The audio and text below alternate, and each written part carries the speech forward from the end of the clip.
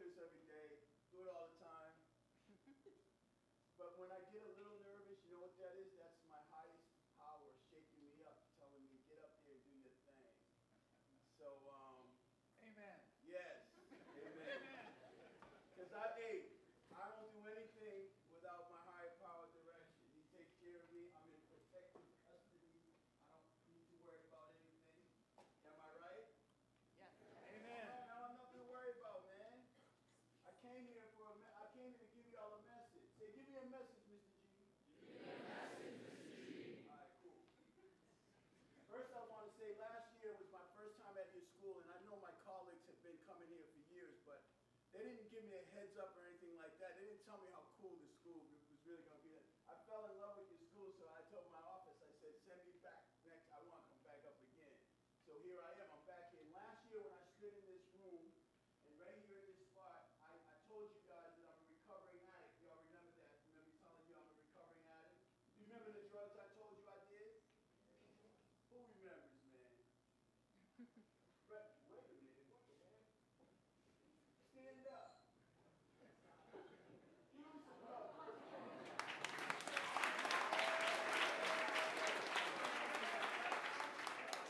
Ready?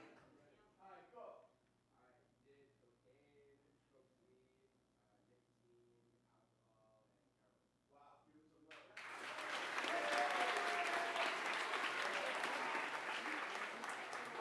You know what that tells me? He's listening. He's in my class, he's listening, he's got his head on right. Look, those 5 drugs are my drugs of choice, the ones I can, continuously use to alter my mind. And I use those drugs to get high. Now, I don't use drugs anymore, but I still get high. Like I'm high right now. Who said that, man? Somebody back there said it. High on life. Who said that? There was somebody in the back. Who believes in getting high on life? Oh, cool. There's not enough hands up, man. Some of y'all are sitting going, what is that? Getting high on life. So I'm high right now because really I'm high because I'm about to share something with you. Can I share it with you? Yeah. Listen, just about a little over a month ago, well, first of all, when I stood here last year, I told you I had 25 years of recovery. I had 25 solid years of uninterrupted recovery. I come back this year with 26 years of recovery. Can I get some love?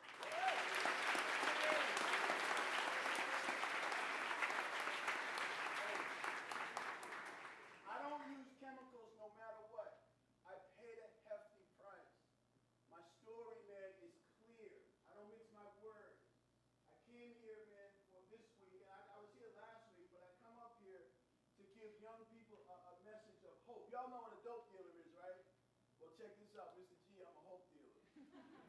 Yeah, I'm a hope dealer, man. I go around the world spreading hope that you can navigate your teenage years, right, and come out of this thing okay. And I got news for you. So give me some news, Mr. G.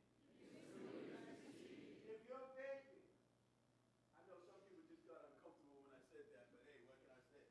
If you're vaping, if you're smoking marijuana, if you're using chemicals during your adolescent development years, you're putting your future at risk. You are risking interfering with a process that is already mapped out for you. The process is mapped out, man. When I was just announced, they told me that, you said I have a passion for this. You know where my passion comes from? I screwed up 22 years. Like I messed up 22 years of my life, messing around with chemicals, thinking I'm having fun. And it turned out right when the smoke cleared, no pun intended, right? But when the smoke cleared, I was 35 years old, but I was still 13. I was stuck at an age, man, where I should have left that a long time ago. Listen, if you have an opportunity to develop, mature, grow, get to a place, man, where you're solid, you're okay. The brain has formulated to its maximum peak. Take advantage of it. Don't mess around. And look, some kids need help, man. We're not perfect.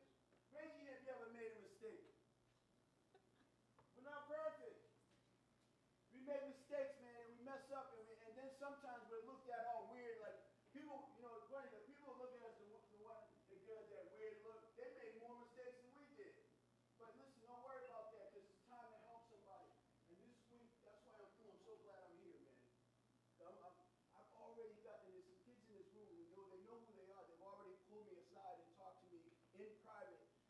they said, Mr. G, can I talk to you? I said, what's up? And it's always about somebody. It's always about a friend. And it's funny, right? Adults sometimes they're so disconnected with the teenage world. I'm connected to you guys because I'm with you every week. I'm on an airplane. I fly twice a week to over 70 foreign countries. I'm always with teenagers. Plus, I got teenagers at home that drive me crazy, man. Those are my kids, man, right? But listen, I know how y'all operate. You get a friend, you worry about. Watch this here. This is gonna be a good one. Check it out. Check it out, man. You paying attention? You know you can get jacked up. Pay attention. Here we go. Ooh, this is a good one. Don't look at anybody. Look right at me. Raise your hand if you have a friend that you're a little bit worried about when it comes to this subject. Bring your hands down. Somebody needs some help. And I don't know what you're doing, but I can tell you what most teenagers do. Most teenagers, they do this. They do nothing. They don't confront their friend. They don't say anything. And doing this, by the way, is co-signing behavior. I'll say that again so everybody understands. If you're doing nothing, if you're worried about a friend's baby, or you're worried about somebody's drug use, and they could be sitting right next to you, if you're concerned about their behavior, but you're like going to cover up for them because you don't want to lose them as a friend, I got news for you. You're not helping them. So it's time, man, for us to do something. Like I'm talking about early informal intervention. Confront your friend. And I'm not going to stand here and give you a whole recipe for my class, my 10th grade groups. They're getting all that information in class. And eventually, the whole school, everybody should get. It's called informal intervention, and it consists of a recipe for how to help a friend. And it's informal. It's not crisis. Like your school is already set up, designed to help you in a crisis situation. You've got counselors here. You've got professionals, adults. But you guys are on the front line. I don't know if y'all know this, right? That teenagers, friends, will find out about a friend's drug use before the parents will. Like, hey, look, man, sometimes it might take a parent like 2 years before they find out that their kids have been vaping or experimenting with drugs. How long do you think it takes your friend to find out? Not long, 2 minutes. And look, when it happens, right, you know, people don't say anything, but, you know, they come to me. It never fails, right? Every week they come to me, Mr. G, can I talk to you? What's up? I'm worried. I'm worried about my friend. Like, they started out doing a little, but now they're doing it every day. Well, have you said anything? No. Why? Because I don't want to lose that friend. I don't want, it's risky. It'll interfere with the relationship. It's time to grow up. It's time to take some time to say, listen, we got to talk. I statements, I care about you, tug on their heartstrings, present the facts, don't exaggerate, and let your friend know how you've been feeling. I'm worried, I'm concerned. And I'm just basically giving to you in a nutshell. And if you want to know more, then come look for me. But I'm gonna slow down and I'll say, listen, I'm here till Friday. I'm gonna hang out with you guys till Friday. You'll see me all over school campus. And you remember last year when I said 2-4? I came up here and I told you guys 2-4. Where's the freshman? Where's the freshman at? There's a freshman over there. We only got 2 freshmen in this school?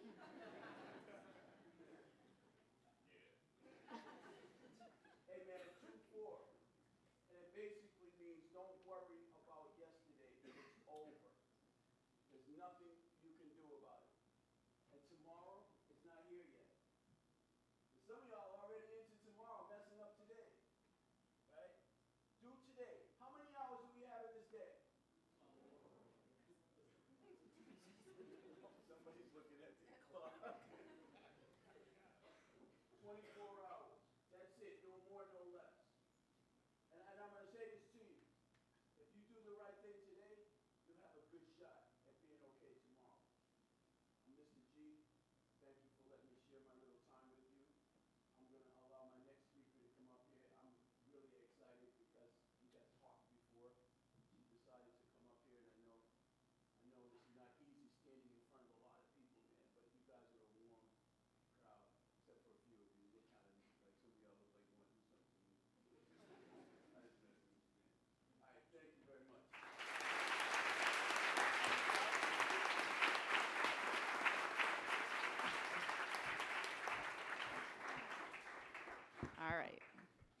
Good morning. I'm Mrs. H, or Mrs. Hajdukiewicz. I asked Mr. Packard and Mr. Chapman if I could join Mr. G today and talk to you about addiction. For those of you who don't know me, I teach anatomy and physiology, and in my classes, we spend quite a bit of time on the brain science behind addiction. My students actually do a large project where each student creates a presentation about a different drug. And in between presentations, I will share stories with them, stories about students I've had or people I've known in my life who have struggled with those particular substances. Every year, students will say to me, Mrs. H, you know a lot of addicts. And I will say that I volunteer my time working with them, which is true. It is only half of the truth, though, because I do spend time counseling people who suffer with addiction. What I've left out, though, is that these people spend time counseling me because I am one of them. I'm going to take a drink of water. Too soon? Too soon. Water. That was a good one. Promise. I just broke the seal. All right. I am a recovering alcoholic. This is very hard for me to share because there's such a stigma about addiction. When many people think about addicts or alcoholics, someone like me probably doesn't come to mind. The baseball mom, the science teacher, the cupcake and a cone baker, dorm parent, the wife. What I want to share with you today is my story, because the path that led me to this place is one that some of you may find yourselves on someday. And if there's any way that I can help someone avoid that, I am willing to share my story with you. I was raised in a very loving household. I grew up in Harvard, Mass., which is a small town about 45 minutes outside of Boston. I had a textbook great family life. My parents are still together. We went to church every week. We went on cool scuba diving vacations, had family dinners on Sunday nights. However, I also do come from a long line of high-functioning alcoholics. What that means is the alcoholics in my family, generations and generations of them, they never lost their jobs. They never got arrested. They were very successful business people. They were lawyers and doctors, moms, socialites. Their drinking was the family secret. We never talked about it, but you knew you didn't call grandma after 7 p.m. because she'd probably be really mean and wouldn't remember it in the morning. I was warned over and over again that alcoholism ran in the family, that I'd have to be more vigilant about my own drinking, but none of those warnings mattered because I still ended up in the same place as those who came before me. Harvard was a really small town. My high school was the size of Brooks, and there was nothing to do there. Literally nothing. No movies, no restaurants, not even a red light in the middle of town. Out of boredom, we started drinking young. I had my first drink in 7th grade. The first time I really drank, I was in 9th grade. I chugged vodka, blacked out, and was brought home in the back of a police car. Even after that horrible night, even after scaring and disappointing my parents and suffering through months of guilt and punishment, I continued to drink all through high school and college. I never really felt comfortable in my own skin socially, and so I drank. All the kids who were in the popular crowd drank, and I wanted to fit in. I was never peer pressured like in the movies. I was not peer pressured by my friends, but I pressured myself to drink, thinking it would make me more comfortable in what were often awkward social situations. I actually didn't like the taste of alcohol, but I'd pretend to just to be like everybody else. I was a blackout drinker pretty much from the start. I thought that blacking out was normal. And I now know that it is an early sign of potential drinking problems. I want to actually explain what blackouts are to you because a lot of my students have actually expressed in class that they don't understand what it means. There's a difference between blacking out and passing out. When a person passes out, they've taken in so much alcohol that parts of their brain are in essence anesthetized. Some people think it's funny when people pass out, but actually it's really dangerous. Their blood alcohol is so high that parts of the brain have literally shut down. People have died after passing out, and you need to take it seriously if you're in a situation where you see that happening. Blacking out, though, is different. When someone is in a blackout, they actually don't know it at the time. They probably seem very drunk, but they're still awake. However, the connections in their brain that actually result in memories, they don't get made because of the amount of alcohol they've taken into their system. The next day, they don't know what they've done the night before, and they'll never get those memories back. They might remember little bits and pieces, but the whole night is a blur. Really awful stuff happens when people are in blackouts. Believe me, I know this firsthand.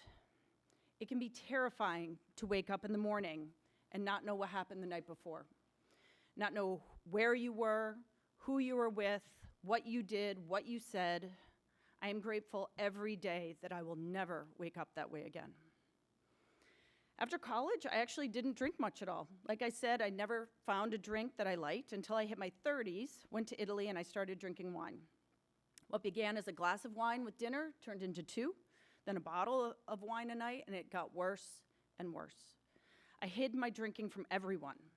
Many people occasionally saw me drink too much, but they didn't realize that I was drinking alone every single night after my family went to bed. Every morning, I would wake up so ashamed of myself and promise myself that I would stop, but I couldn't. Thankfully, I never drank during the day. I didn't sneak alcohol at work, but if I had stayed on the path that I was going down, I am sure it would have led to that. It always does. It is actually this place, this job, that saved me. It might sound melodramatic, but it's the truth.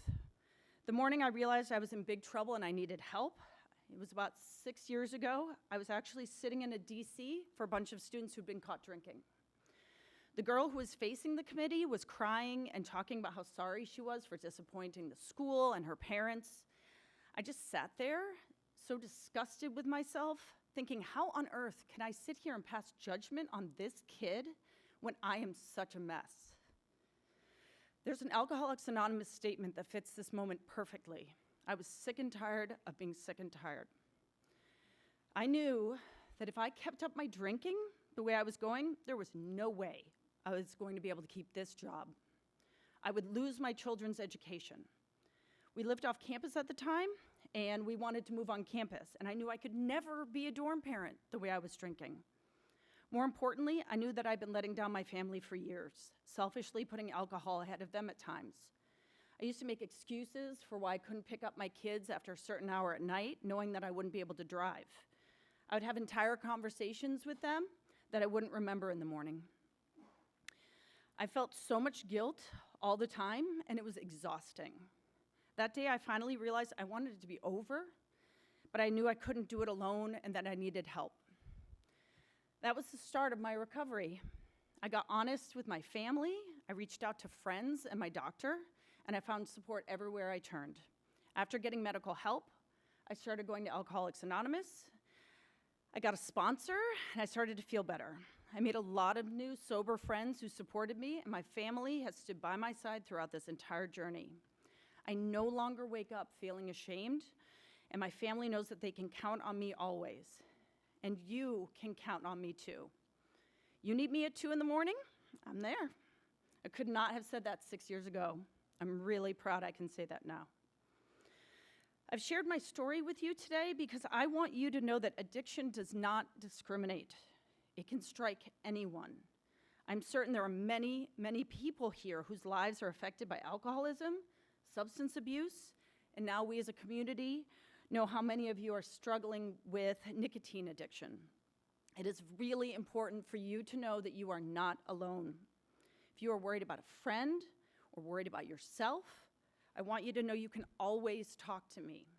I understand how hard it can be to ask for help, and it's important for you to know that there are lots of people here who are ready to listen. Ms. Werner, Ms. Holmes, the Health and Wellness Center are great resources. You have advisors, you have friends, your prefects, they're there for you. We have this amazing supportive community that lifts each other up in times of trouble. We've seen so much of that over the last few weeks. Many of you will be working with Mr. G. I hope you will take it seriously. Addiction can be life or death. It can destroy lives and it can destroy families. It could have destroyed mine, and I wouldn't be here today if I hadn't gotten honest about my problem. It is time we actually really talk about it. We need to remove the stigma that surrounds addiction, tell our stories, and ask for help when we need it. As I say every Monday night at my AA meeting, and will for the rest of my life, my name is Laura, and I'm an alcoholic. Thank you.